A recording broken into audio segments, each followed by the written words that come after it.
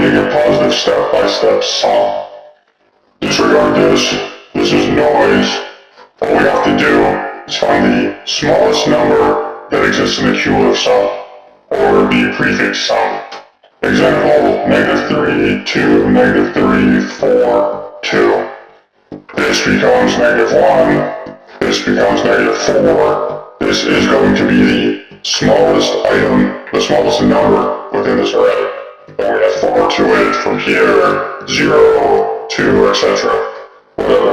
4 is what we're looking for. We simply just have to reverse the sign of 4 and add 1 to it. Minus 4 equals 4 plus 1 equals 5. So now if we start the array at 5, it'll always minimum equal 1. In the event all the numbers in the array are positive, we can just return 1. We can have a quick check to make sure this is true at the beginning, but that's not necessary. The final return statement will look like return max minus the min, or 0, depending on which is higher, plus 1. In this case, if the minimum number is negative, such as the previous example, it was -4, it'll turn to 4.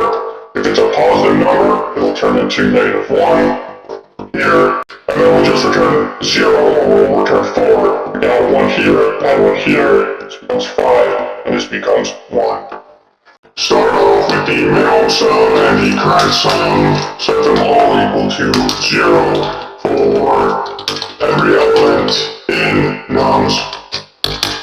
Add the prefix sum, so sum plus equals element. Then we'll do a check to make sure min sum is hit, min sum or the current sum.